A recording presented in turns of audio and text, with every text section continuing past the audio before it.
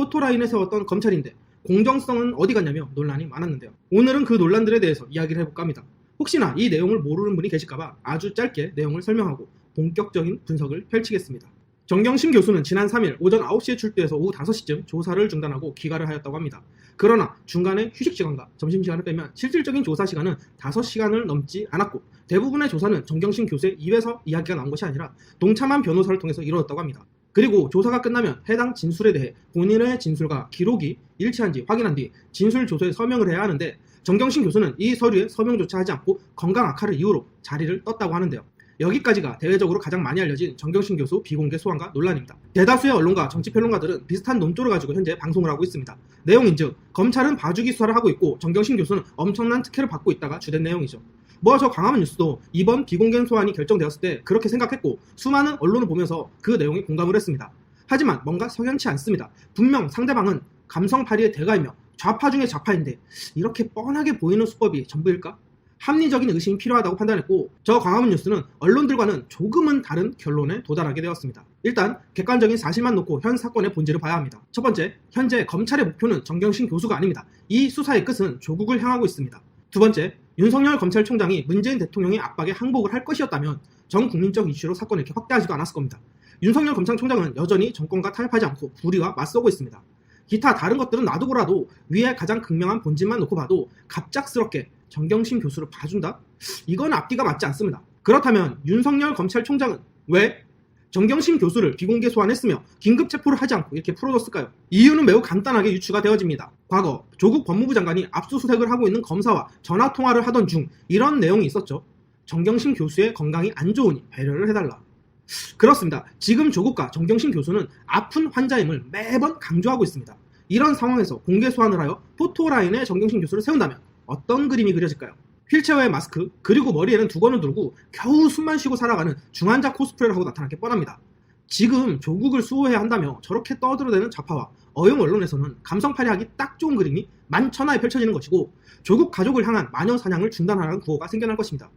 만약 여성 환자를 대상으로 과잉 수사를 했다, 이런 여론이 형성이 되면 자택수색 당시 검사에게 전화를 건 것 또한 정당한 것이었다고 주장을 할 것입니다. 또한 지금은 조용한 여성단체와 페미니스트 단체들이 기회는 이때다 싶어 같이 들고 일어나겠죠. 윤석열 검찰총장은 그렇기 때문에 검찰개혁을 요구하는 목소리와 조국 수사 둘 다 놓치지 않는 모든 사건 피의자 비공개 수사를 결정한 것이라 생각됩니다. 이 얼마나 현명한 처세술입니까?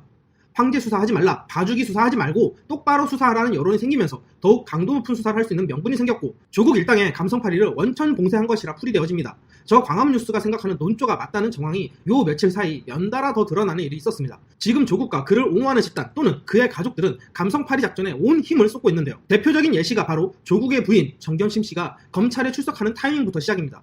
검찰은 9월부터 계속 출석을 요구했지만 정경심 교수는 개천절 집회에 맞춰 3일에 출석을 했고 현재 이 내용을 촬영하는 오늘 갑자기 또다시 출석을 했습니다. 4일에는 입원을 했다가 국민 여론이 뜨거워져서 또는 본인이 검찰에 협조하기 위해서 아픈 몸을 이끌고 5일에 갑자기 출석한 걸까요? 왜 저 광화문 뉴스는 검찰에 출석하는 날을 집회와 맞추려는 기분이 들까요?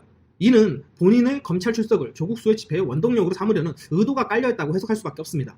그 의도가 더욱 확실시 되는 것은 당일 어머니가 검찰에 출석하는 시간에 맞춰서 10월 3일 오전 9시에 한국일보와 기자회견을 가진 조국의 딸 조민입니다. 그녀는 한국일보와 기자회견에서 본인에 대한 모든 혐의를 부정했고 정경심 교수와 조민의 의도와는 다르게 집회의 모든 이목이 쏠려 감성파리 계획이 틀어지자 조민은 다음 날인 10월 4일 TBS 김어준의 뉴스공장에 출연하여 한국일보 기자회견 때와 똑같은 내용의 방송을 합니다. 이 뉴스공장 방송의 출연 목적 또한 다분해 보이는 것이 사전에 녹화가 진행된 녹화방송이었고 김어준의 질문에 조민이 답을 하는 형식으로 14분가량 방송이 나갔습니다. 주된 내용은 모든 혐의에 대한 부정과 어머니 정경심 교수가 자식인 본인 때문에 검찰에 가서 거짓된 증언을 할까봐 본인이 직접 나서서 말을 한다는 취지였는데요. 조민의 인터뷰 내용을 발췌해서 읽어드릴 테니 어떤 부분이 감성파리용 멘트며 왜 이것이 녹화방송된 것일지 곰곰이 생각해 보셨으면 좋겠습니다. 본 영상 하단에 14분 분량의 TBS 인터뷰 전문을 게시해 드릴 테니 전체의 내용이 궁금하신 분은 읽어보시면 좋을 듯 합니다. 김어준이 물어봅니다. 압수수색 당시 어머니가 쓰러진 건 사실인가요? 조민은 이렇게 답합니다. 검은 상의를 입은 수사관 한 분이 제 방으로 오셔서 어머니가 쓰러졌으니 물을 좀 떠다줘야 할 것 같다. 119를 불러야 할 수도 있겠다. 이렇게 말씀해서 저는 물을 떠다 드렸고 제가 어머니 방으로 갔을 때는 어머니가 의식을 되찾으시고 119는 부르지 말아라 그렇게 말씀하셨습니다.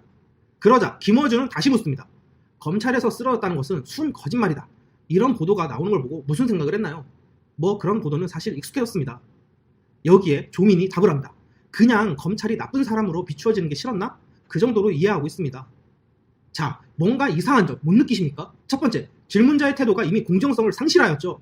답을 정해놓고 질문을 던지고 있습니다. 뭐 뉴스공장이라는 프로그램과 김어준이라는 인물이 좌편향 인사인 것을 감안하더라도 TBS가 서울시에서 운영하는 어용 언론이라는 것을 감안하여도 너무 대놓고 색깔을 드러내고 있죠. 이런 보도는 사실 익숙해졌습니다. 저도 이런 편향된 어용 언론 인터뷰가 익숙하네요. 조민의 답변도 가관 아닙니까? 검찰이 나쁜 사람으로 비춰지는 게 싫었나 보다 생각했다. 슬슬 말을 돌리지만 본질적으로 검찰은 나쁜 사람인데 그렇게 보여지길 원치 않아서 거짓 보도를 한다는 답변 아닙니까? 그럼 진짜 검찰이 거짓 보도를 하는 나쁜 집단일까요? 아는 분도 계시겠지만 정경심 교수가 쓰러졌다고 주장하는 저 시간 그녀는 페이스북에 메시지를 작성 중이었고 그 메시지를 여러 차례 감성팔이 멘트로 수정을 거쳐 업로드하였습니다. 해당 게시글의 첫 등록 시간은 9월 23일 오전 9시 45분이었고 등록 당시 비공개 설정인 나만 보기로 설정해 올린 뒤 10월 24일 수정해 전체 공개로 바꾼 것인데요. 이것뿐 아니라 과거 여러 차례 논란이 되었던 다수의 페이스북 글 전부 수차례 수정을 걸친 것으로 드러났죠. 원본 글과 수정 글의 차이점은 공통된 사항이 감성을 자극하는 내용이 시차를 두고 추가되었다는 점입니다. 예를 들어 지난달 25일 어제가 딸아이의 생일이었는데 아들이 소환되는 바람에 전 가족이 둘러앉아 밥 한 끼를 못 먹었다. 이 글 또한 매우 유명해져서 눈에 익숙하실 것 같은데요. 이 글도 바뀐 부분이 있습니다. 가족이 둘러앉아에서 전 가족이 둘러앉아로 나는 그날 울지 않았다에서 나는 그날 딸의 앞에서 울지 않았다로 실실한 사람이 물 떠오는 사이 정신을 차리고 바로 SNS에 원고 초안을 작성했다니 역시 배운 분은 뭐가 달라도 많이 다릅니다. 일반인 기준과는 차원이 다르네요. 이 밖에도 조민은 김어준과의 사전 녹화된 인터뷰에서 이런 말을 합니다. 검찰에서 저를 표창장 위조나 아니면 입시 방해로 기소를 할 수도 있겠다는 그런 생각이 들었습니다. 정말 억울하죠. 제 인생 10년 정도가 사라지는 거니까요. 그런데 저는 고졸이 돼도 상관없다고 생각하고 있습니다. 고졸이라는 단어가 탁 하고 귀에 박히는데 아마 여론을 의식한 멘트라 생각되지 않습니까? 고졸이라는 단어가 주는 어감이 의대생, 엘리트에서 강제로 고졸이 된다? 좌파와 중도의 사람들은 조민의 인터뷰에 고졸, 이 부분을 듣고 조민이 불쌍하다며 조민을 옹호하는 사람들도 생겨나고 있습니다. 그리고 가장 결정적으로 조민은 인터뷰 말미에 이런 말을 하는데요. 위조를 한 적이 없습니다. 근데 주변에서는 이렇게 어머니가 수사를 받고 있는 저를 보호하려고 자신이 하지도 않은 그런 일들도 다 했다고 할 수도 있다고 말합니다. 그러니까 제가 아무리 말을 해도 정작 어머니께서 수사를 받으시면서 그렇게 해버릴까봐 좀 걱정이 많이 되고 어떻게 이거를 막을 수 있을까 고민을 하다가 이 방법밖에 없겠다는 생각이 들어서 나오게 되었습니다. 이보다 더한 결정타는 김어준의 클로징 멘트입니다. 성장한 딸이 자신이 걱정하는 어머니를 더 걱정하는 인터뷰였습니다. 여기까지 하겠습니다. 와, 기가 막힌 효녀 나왔습니다. 이건 뭐 모성애로 중무정한 어머니가 자식이 죄를 짓지는 않았지만 검찰이 자식을 해칠까봐 거짓 자백으로 자식을 감싸주고 또 자식은 어머니가 본인을 지키려 검찰에 허위 자백을 할까봐 방송에 출연했다. 진짜 눈물 나서 못 듣겠습니다. 처음에는 조국의 이중성 그 하나를 욕했다면 이제는 가족 전체가 국민을 기만하려는 이 수법들에 소름이 끼칩니다. 혐오스럽기까지 합니다. 조국 가족의 말이 모두 진실이라면 조국 가족은 세상에 존재하는 모든 가족 중에 가장 훌륭한 모범 가정인 것 같네요. 본인이 힘든 상황에서 자식의 생일 파티를 위해 케이크를 사가는 가장과 모성애가 남달라 자식이 짓지 않은 죄까지 뒤집어 쓰려는 엄마, 또 그 엄마를 지켜볼 수 없어 본인이 직접 고졸이 되겠다는 효녀, 거기에 불법이 전혀 없이 형성한 엄청난 재산까지, 화목한 가정에 넘치는 재산, 훌륭한 성품의 부모와 뛰어난 인재의 자식, 거의 교과서에 나올 법한 가족상 아닙니까? 그러나 현실은 어떻습니까? 그저 감성팔이와 온갖 거짓으로 국민을 기만하고 속이는 데 급급한 이 가족을 대한민국 국민으로서 어떻게 이해하고 받아들여야 할지 도통 모르겠습니다. 오늘의 영상을 마무리하기 전 정경심 교수와 윤석열 검찰총장님에게 대한민국의 젊은 청년의 자격으로 말합니다. 먼저 정경심 교수는 반성하십시오. 더 이상 국민을 속이지 마십시오. 실명, 두개골 골절, 장애인 6등급, 저 세 가지 단어들이 주는 어감과 실상이 전혀 다릅니다. 장애 등급 중 가장 약한 장애를 뜻하는 등급인 6등급은 일상생활에 전혀 지장이 없고 운전면허 취득이 가능할 정도로 심각한 장애가 아님을 뜻합니다. 그러니 실제로 교수 생활과 극성 엄마 노릇이 가능하지 않았을까요? 편법을 썼지만 불법은 아니다라고 주장하는 것과 위에 세 가지 단어가 진실이지만 단어가 가진 이미지를 이용해 왜곡된 정보로 사람들을 현혹시키는 것, 이게 추악한 범죄 행위가 아닙니까?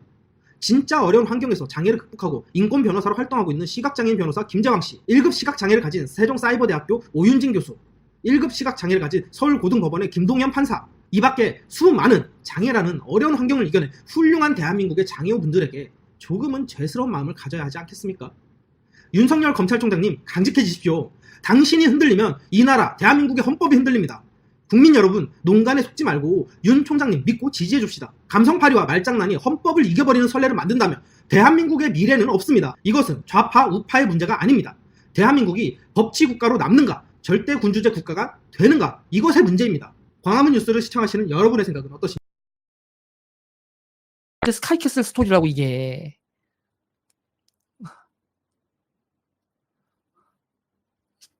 나머지 딸 뭐 나경원 의원 같은 얘기 나왔을 때 이제 딸이 이제 다운 증후군이잖아요. 또 그것 때문에 또 그 얘기는 패스. 그 얘기는 패스. 그게 이제 성신여대에서 그 전형으로 뽑고났는데 그 전형이 없어졌다 이런 건데 어쨌든 간에 고려대 이 전형 같은 경우에는 세계선도 인재 전형이었고 세계선도 인조 전형이었고 어학 40%하고 생활기록부 60% 전형이다. 네. 어학 40%, 생활기록부 60% 전형이고 그리고 1단계가 그렇고 2단계가 1단계 성적 플러스 면접 30%. 그러니까 면접과 학생 생활 기록부 60, 어학 40% 그런데 근데 문제는 이 세계선도 인재 전형 같은 경우에 일반고 학생들한테 보기엔 스카이캐슬 전형이지 이것도. 불법은 아니야. 불법은 아닌데 위화감 드는 전형이라는 주장. 그것까지 뭐라고 실드 쳐주기엔 참 내가 그거는 어렵다. 부정입학은 아니야. 부정입학은 아니고 불법은 아닌데 스카이캐슬 아니냐라고 얘기를 하면 그것까지 아니라고 말할 수가 없어. 세계선도 인재 전형이었다. 불법 아니라고. 그리고 지금 논문 지금 논문 문제가 나오는 거는 부산 의전원 입학 전형하고 상관이 없었다. 그러니까 그게 제일 저자라고 돼 있지만 의전원에 들어갈 때 부산대 의전원에 들어갈 때 그 논문으로 평가에 들어간 것도 아니고 제출한 적도 없다. 일단 의학교육 입문검사 MEET 이거 하고요. 이거로 된 거고요. 원서 마감 기준일 5년 이내이기 때문에 5년 이내의 논문이기 때문에 그 논문은 5년이 넘어간 논문이기 때문에 부산 의전원에 입학할 때 낼 수 없는 논문, 그러니까 내봐야 소용이 없는 논문이었다. 5년 이내였기 때문에 2009년은 2015년에서 5년이 벗어나는 논문이라서 지금 그 문제가 되는 그 논문은 의전원 들어갈 땐 제출한 논문도 아니다. 그것 때문에 의전원에 들어간 건 아니고 MET 성적이 합격할 만한 점수였나 보지.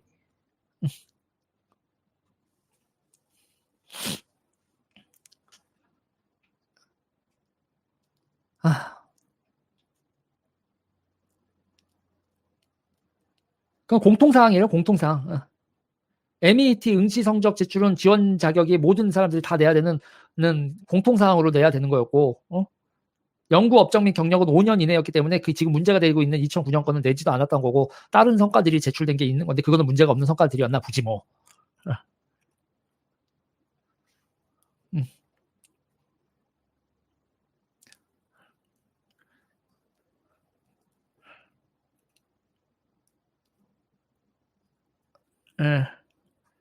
외국어 고등학교 한 2주 동안 의대 논문을 쓰고 제일자가 되고 고대 이과에 입학하였습니다.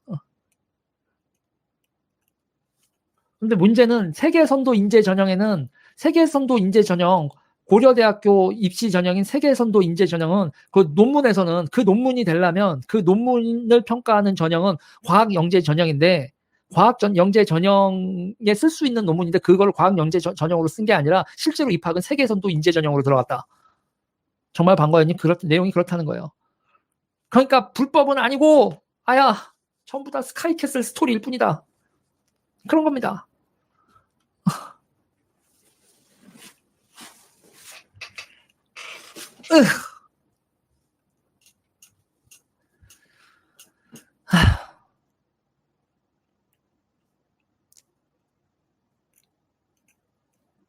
예. 지금 제가 조사하고 뭐 조국 수석 쪽에서 나오는 얘기들하고 이런 걸 추합을 해보면 이런 건데 결국은 뭐냐면요. 조국 수석 쪽에서 나오는 얘기들을 받아들이는 입장에서 본다고 해도 이거는 그래 불법은 아니다. 불법은 아닌데 뭐가 이게 다 스토리가 보통 사람의 눈으로 보면 스카이캐슬 스토리냐.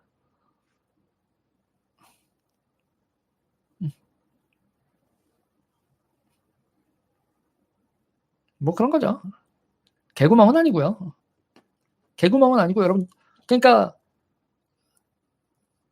자녀를 그러니까 이게 입시제 이 복잡한 입시 전형 중에서 내가 성공할 수 있는 입시 전략이 무엇인가를 고르는 것부터가 그러니까 뭐가 필요한 거예요, 여러분? 스승님이 필요한 거죠, 스승님. 그러니 스승님이 필요한 거지.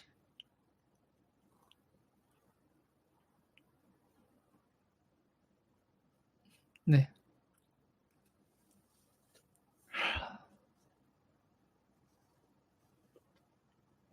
고대 다시 말씀드리지만 세계 선도 인재 전형이고 그 논문으로 갔다라고 얘기하려면 과학 인재 전형이어야 되는데 그 지금 문제의 그 논문은 만들어 놓는 것 자체는 문제였지만 그거를 쓰진 않았다로 보여져요. 제1저자로 된 것 자체는 누가 봐도 이상한 거지. 근데 그 논문으로 대학 입학과 의전원 입학에 쓰지는 않은 거야. 다행이라고 해야 되나? 그런데 어학 40%가 들어가는 전형에서 이렇게 뛰어난 어학 실력은 본인이 노력해줬나 부모가 외국에 살다 오고 뭐하고 해서 만들어준 거냐라고 했을 때 대한민국 보통 학생들은 나도 저렇게 부모 잘 만나서 외국 나갔다 와서 영어 저렇게 잘하고 싶어라는 나는 그런 얘기가 안 나올 수 있는 얘기냐 이거지.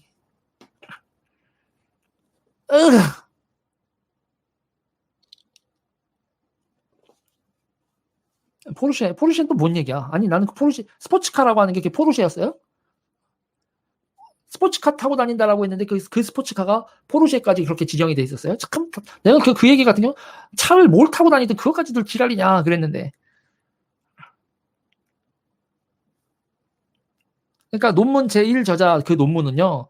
고대 세계 선도 인재 전형에서는 어학 40% 생활기록부 60%라고 하는데 그 생활기록부 60%의 그 논문을 보고 이게 문제는 나 씨발 내가 실드는 실드고 솔직히 얘기를 하면 외고 애들 티가 나면 외고 애들 고대가 외고 우대하잖아.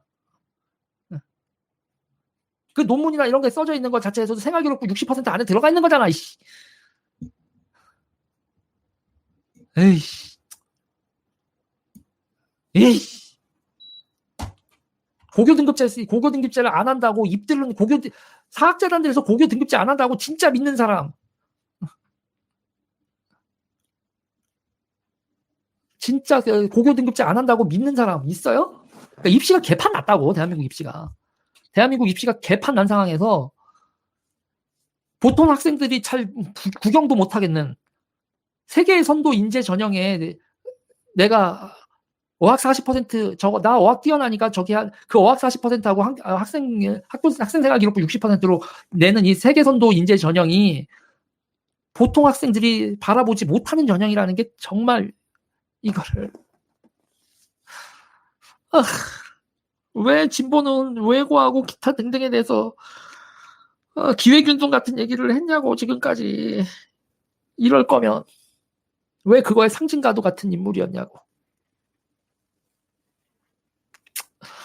아무튼 이게 디펜스와 까는 게 막 교차하니까 다들 헷갈리지. 나도 복잡해. 일단 논문은 고대 생명과학대학원의 과학영재 전형이었으면 그 논문이 모르겠으나 세계 인도 전형이었으니까 그냥 논문이 아니라 영어 잘해서 갔대. 쉽게 얘기하면 영어 어학 40%하고 생활기록부 60%에서요. 생활기록부는 솔직히 외고 나오면 한영외고면은 고대에서 패스야. 한영외고면 생활기록부 너 한영외고구나. 환영 웰컴. 어학 좀 볼까? 어이구 영어 잘하네. 웰컴.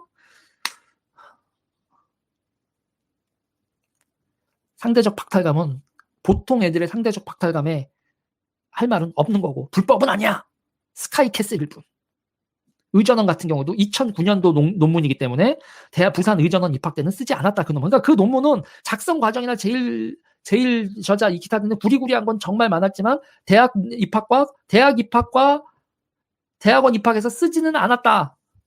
그러나 제일 저자로 돼 있는 거는 정말 이렇게 되는 거지만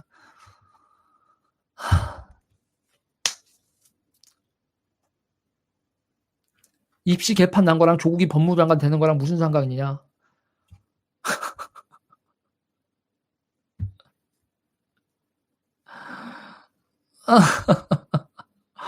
홍성형님 너무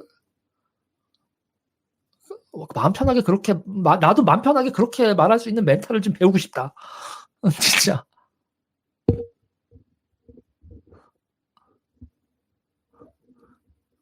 나는 이 문제에 있어서 그렇게 말할 수 있는 멘탈, 나는 어떻게 하면 그렇게, 나도 그런 멘탈을 가지면 얼마나 마음이 편할까? 욕도 들쳐먹고. 뭐야, 달창 얘기가 또 왜 나와? 누가 달창이라고 했어요? 채팅창이 어디야?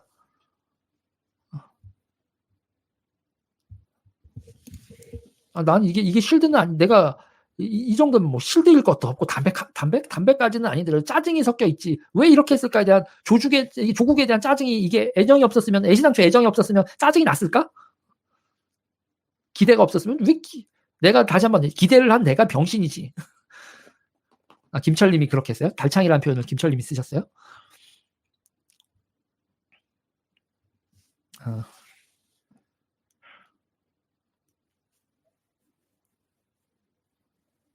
내가 다시는 이런 식으로 함부로 그러지 말아야지.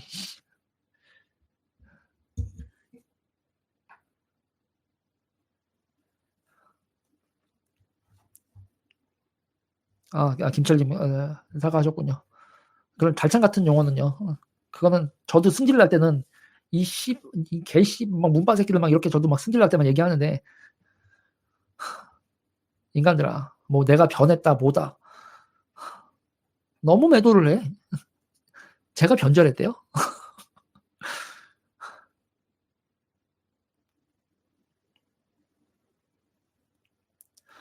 이건 불법은 아니라 해도 서민들의 박탈감을 느끼게 하는 스토리고, 이게 왜 이렇게 되는 거냐 해서 나는 제가 되게 황당할 뿐이야. 조국 후보자는 무슨 감각이, 어떤 정무적 감각을 가졌길래 본인이 이렇게, 이게 나는 너무 이게 트위터가 문제야. 조국 후보가 트위터만 안 했어도 내가 실드를 쳐주겠어. 트위터 때문에 도저히 실드를 쳐줄 수가 없어.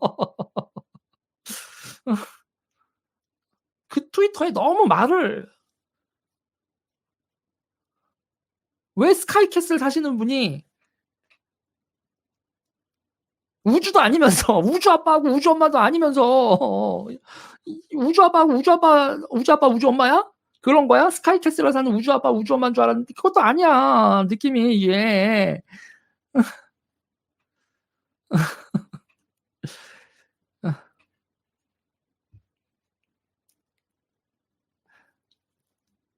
뭐 그렇다는 거죠. 아무튼 다시 얘기 드리지만, 그래도 이게 불법이라고 매도하지는 말자. 팩트 체크하는데 참 마음이 애매하다. 진짜 팩트 체크하는데 마음이 애매하다. 이것은 실드 같은 실드 아닌, 뭐야? 팩트가 너무 아프다. 불법은 아니고요. 먼 나라 이야기였습니다. 됐죠? 1분 정리. 2009년에 제1저자로 돼 있는 논문 자체는 정말 누가 봐도 좀 이상한 거긴 한데, 대학교 입학 당시에 과학 인재 전형이, 영재 전형이 아니라 세계선도 인재 전형이라서 그 논문빨이 아니라 어학빨, 영어빨, 그리고 외국빨이야. 내가 봤을 땐 외국빨과 어학빨로 대학에 들어갔다. 그리고 부산 의전원 입학 당시에는 MET 점수하고 기타 등등으로 들어간 거고, 그 논문은 연원이 지나서 제출하지도 않았다. 뭐 그런 얘기? We alright? 데리데레. 공부 잘했다고 똑똑한 거야. 열심히 공부만 타고나니 유지일 표창원 같은 인간들. 고맙다. 나를 표창원한테 갖다 붙여줘서 S야.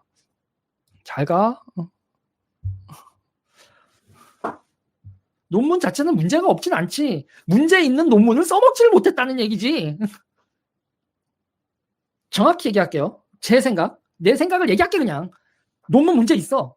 단 써먹진 못했다. 문제 있는 논문이었지만 고등학교 입학하고 대학교 입학하고 대학원 입학해 써먹진 못했다. 그게 왜 그랬는지 모르겠지만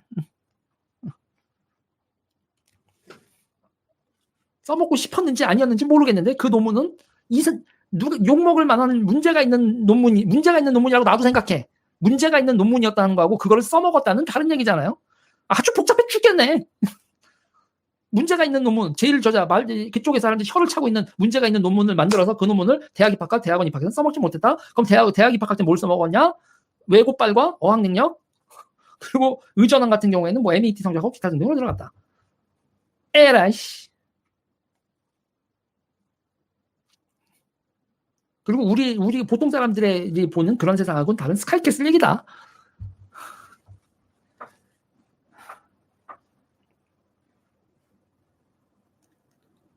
미트 안 보고 들어갔다던 거에 대해 그것 때문에 내가 확인해 본 건데요. 그거는 그냥 MET 미트라고 얘기하나요? MET라고 해야지. 약자는 MET라고 이렇게 해야겠죠. MET 성적은요.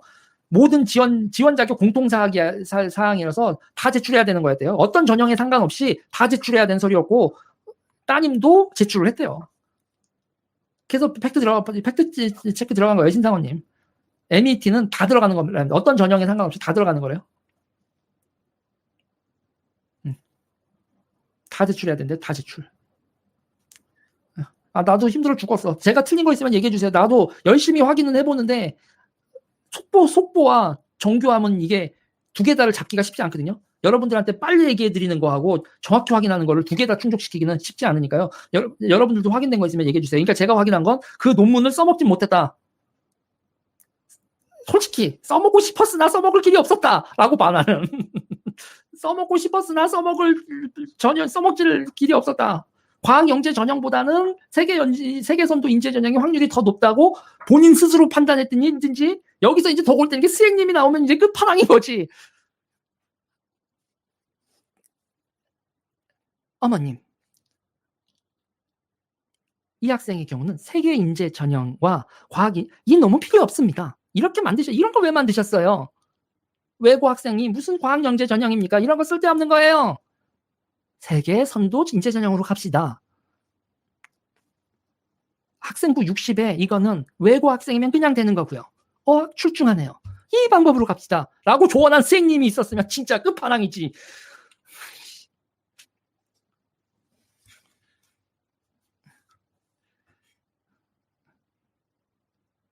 자소서에 안 쓴 거야. 자소서 자체가 어학 40% 생활기록부 60%라서 자소서가 없는 전형이라니까요. 이게. 그러니까 자소서가 있으려면은 자소서도 과학경제 전형에 있고요. 세계선도 인조 전형에는 어학 40 생활기록부 60에 자소서가 없어. 자소서가 있는 전형은 과학경제 전형이야. 이것까지 내가 왜 확인을 해야 되지? 난 정치평론가인데.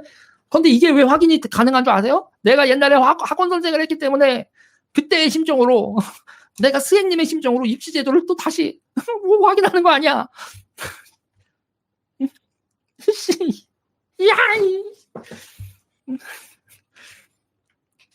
자소서 없는 전형이라고 전직 스행님으로서 말씀드리면, 그러니까 그 따님이 입학한 세계선도 인재 전형엔 어학 40%하고 생활기억부 60%고 자소서가 필요 없는 전형이었고 자소서가 필요한 전형은 과학영재 전형인데 그 논문도, 그러니까 내가 봤을 땐 과학영재 전형을 준비를 했어.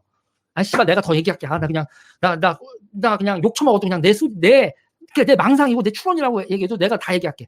조국 수석네 집안에서는 맨 처음에는 과학영재 전형을 준비를 한 거야. 과학영재 전형을 준비를 했는데 과학영재 전형을 하는데 이런데 문제는 뭔지 아세요? 제가 선생님 입장에서 얘기할게요. 누구 원서를 쓴 걸 정보가 들어와요. 애들을 많이 뽑는 전형이 아니기 때문에 어머 누구 내가 썼는데 이 전형으로 하면 저 애들한테 밀리겠다는 정보전을 해. 이 전형은 안 되겠다. 이 전형은 안 되고 그럼 뭐로 갈 수 있지? 이게 선생님이 필요한 거란 말이에요. 원서 누구 냈니? 니네 학교에선? 한영예고에선 누구? 응? 대원예고에선 누구? 야, 이거 빠끔한 거잖아. 그러면 이제 해서 그럼 입학처에서도 전화를 하지. 원래 선생님들은 다 하거든. 한단 말이에요. 그럼 올해 이거 여기 안 되겠는데, 이건 이 전형은 안 되겠는데 돌려. 그럼 어떤 방법이 있을까? 세계선도 인재 전형. 이게 돌파구다. 이거는 애들 몇 명부터 올해는 이게 돌파구네. 결론. 과학영재 전형 준비한 거, 이거 논문 준비한 거, 이거 너무 집착하지 말자. 우리가 버릴 땐 버려야 돼. 버리는 카드야. 버리고 생기부 전형하고 어학해서 이거 세계선도 인재 전형으로 가자. 누군가 본인이 판단을 했던, 스님이 판단을 했던, 학부모가 판단을 했건 절대로 본인이 판단했다고 보지 않아. 왜 이래? 선수들끼리 씨발 소설인데 이 판단을 내리는 데 있어서 학생이 본인 스스로 결정했다는 그런 구라들은 치지 말고 이거 그냥 스카이캐슬 스토리야. 이거 그냥 스카이캐슬 스토리라고. 이건 과학영재 전형을 준비했다가 포기한 거야. 그 전형에 다른 애들이 몰리거나 그 전형에 필요한 스펙에서 수학하고 과학 실력이 모자랐거나 기타 등등해서 연구 논문만으로 충족시키기에는 수상 실적, 기타 등등 실적에서 과학영재 전형을 뚫기에 스펙이 모자랐기 때문에 전형을 준비하던 전형에서 돌린 거야. 그 논문은 과학영재 전형을 혹시나 해서 세팅을 했었다가 그냥 무용지물이 돼서 버린 논문인 거고. 자기소개서도 썼겠지, 쓸 수는 있는데 세계 선도 인재 전형은 자소서가 필요 없는 전형이라고. 이런 사람들이 한둘이 아니야. 이것저것 전형을 완전히 초특급 스행님을 만나면 한 전형을 보고 일자돌격을 하지만 이렇게도 해보고 저렇게도 뭐가 좋지 하다가 정보가 정확하게 이렇게 정보와 전략이 정확히 서 있지 않으면 입시 전형에 이것저것 다 건드려 본다고. 논술 준비했었던 애가 논술 필요 없는 전형에 붙는 거, 이런 거 부지기수란 말이에요. 준비 과정에서 여러 가지 무기를 진을 빼면서 갖느냐, 딱 필요한 것만 정교하게 뽑느냐의 문제고. 어쨌든 간에 세계선도 인재 전형이고 거기에는 어학하고 학생 기록 보고 자소서 얘기는 안 하는 게 좋다. 자소서가 필요 없는 전형이니까. 현재까지 제가 파악을 한 거로는. 그러니까 문제는 뭐냐면 제가 얘기하잖아요. 불법은 없는데 스카이캐슬 스토리라고. 불법은 없으나 이 스토리는 정확히 스카이캐슬 스토리다. 불법은 아니라고. 그게 왜 문제가 되냐면 문제가 안 될 수 있는데 조국이 이때까지 트위터에다 쓴 글들이 문제라고. 편법도 아니에요. 그냥 대한민국에서는요. 대한민국의 현재 룰로선 이렇게 하는 거예요. 현재 룰로선 이렇게 하는 건데 이렇게 하는 거에 보통 애들은 접근도 못해.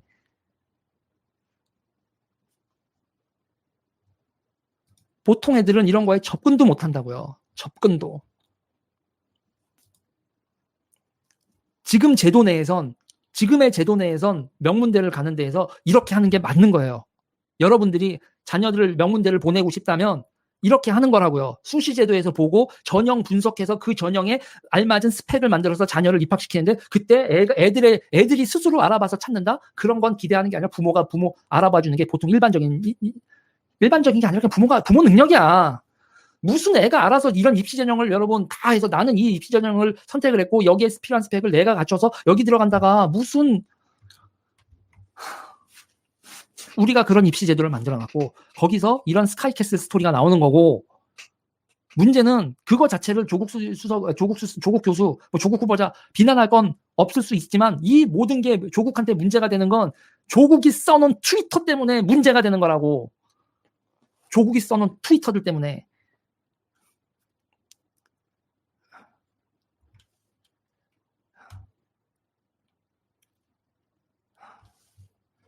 퍼거슨 1승, 트위터는 인생의 낭비다.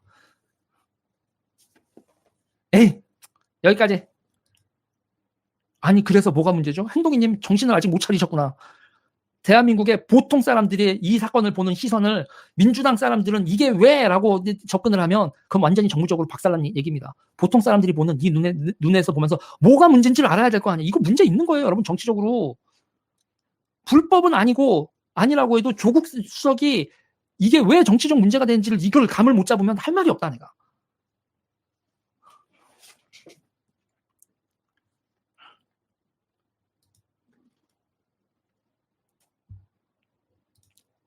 왜